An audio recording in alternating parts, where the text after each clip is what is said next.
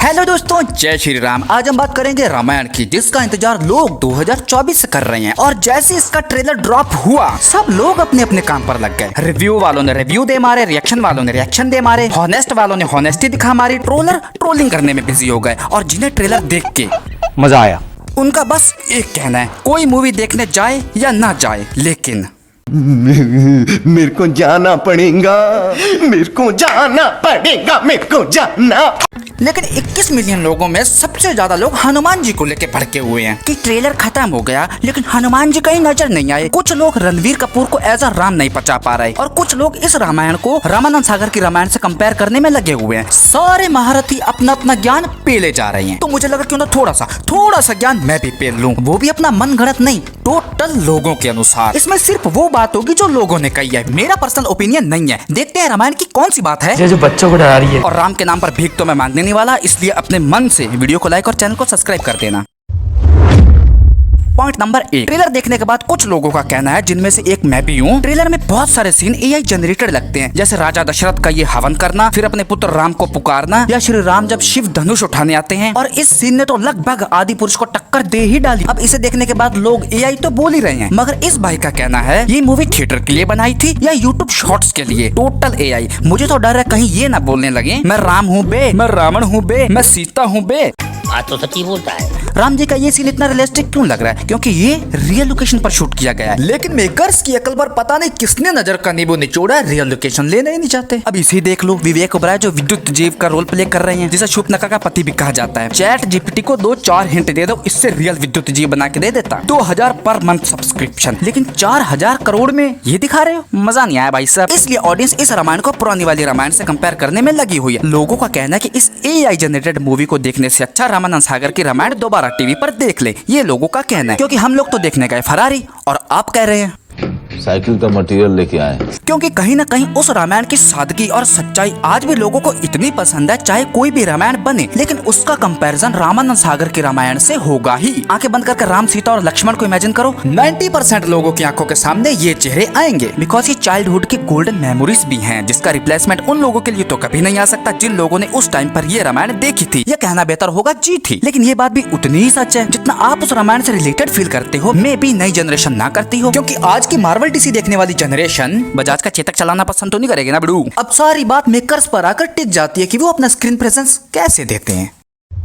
Point number 2, trailer का सबसे impactful character Ravan, जो हिस्ट्री का मे बी पहला ऐसा रावण है जिसे श्री राम से ज्यादा पसंद किया जा रहा है। बल्कि लोग तो ये कह रहे हैं कि पहली बार रामायण रावण के लिए देखी जाएगी। और कहीं ना कहीं ये बात सही साबित भी होती नजर आ रही है, क्योंकि ऑडियंस राम से ज्यादा रावण के लिए एक्साइटेड है। घोर कलयुग ब्रो, लेकिन रावण में भी लोगों को थोड़ी सी कमी खल रही है, रावण की आवाज। तुम्हारा नया राजा।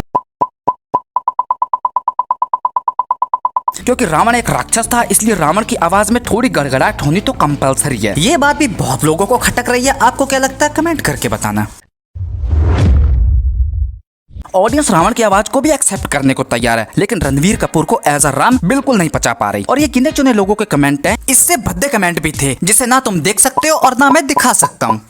कुछ लोग तो अब भी सदमे में आए, श्री रामचंद्र जी कहाँ हैं? ये तो बस रणवीर कपूर है जो तीर कमान लेके घूम रहा है। कुछ लोग कह रहे हैं बीफ खाने वाले को श्री रामचंद्र जी का रोल दे दिया। और कुछ लोग तो आदि पुरुष की कास्टिंग को बेटर कह रहे हैं। भले ओम रावत को अभी भी गालियां मिलती हो या थिएटर में प्रभास और ओम रावत के लिए एक स्पेशल सीट खाली रखने की डिमांड की जा रही हो, लेकिन रणवीर और साई पल्लवी से बहुत अच्छी कास्टिंग थी प्रभास और कृति सेनन की। अब डायरेक्टर ही निकला तो इसमें कास्टिंग की गलती नहीं थी, मगर ये रामायण अच्छी है तो कास्टिंग सी है।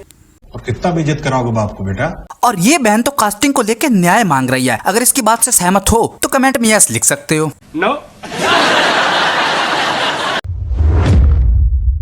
और लास्ट में सबसे बड़ा और लगभग हर तीसरे बंदे का सवाल, वेयर इज पवन पुत्र हनुमान? कटप्पा ने बाहुबली को क्यों मारा के बाद ये दूसरा सबसे ज्यादा पूछा जाने वाला सवाल है कि वेयर इज केसरी नंदन? कई लोग तो इतने महान हैं, उनको लग रहा है कि रामायण में हनुमान जी हैं ही नहीं और हनुमान जी के बिना रामायण अधूरी है। इसलिए थिएटर में जाके मूवी देखना कैंसल। मतलब ट्रेलर देख के आपने कंफर्म कर लिया कि मूवी में हनुमान जी है ही नहीं। एक भाई का कहना है कम से कम ट्रेलर के लास्ट में हनुमान जी से एक जय श्री राम का नारा ही लगवा देते। तो मेरे दोस्त, ये मूवी है जिस इसका एक कॉन्सेप्ट होता है, अमित शाह का भाषण नहीं है। अब हनुमान जी मिसिंग क्यों है? मे भी पहले पार्ट में हमें हनुमान जी की साइड देखने को मिले ही ना, क्योंकि मूवी 2 पार्ट में रिलीज की जाएगी। तो पहले पार्ट में हमें रावण का लंका हथियाना, श्री राम का जन्म, शस्त्र चलाने की ट्रेनिंग, महर्षि विश्वामित्र के साथ वनगमन, फिर उनसे शस्त्रों की प्राप्ति। अब कुछ ज्ञानी लोग कहेंगे कि राम जी को शस्त्र तो महर्षि अगस्त्य ने दिए थे, तो सुनो।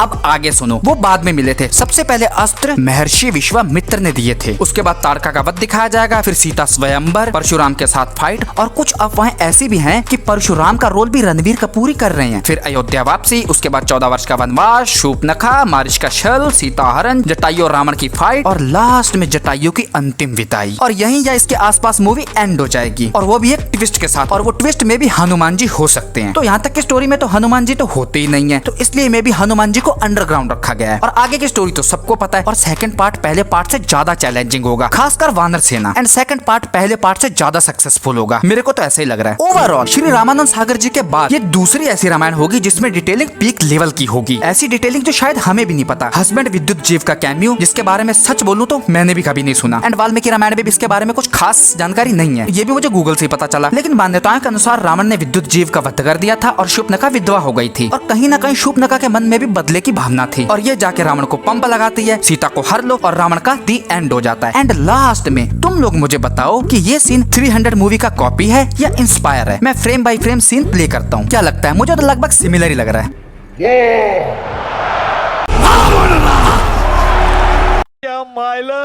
इतनी हेरा फेरी रे।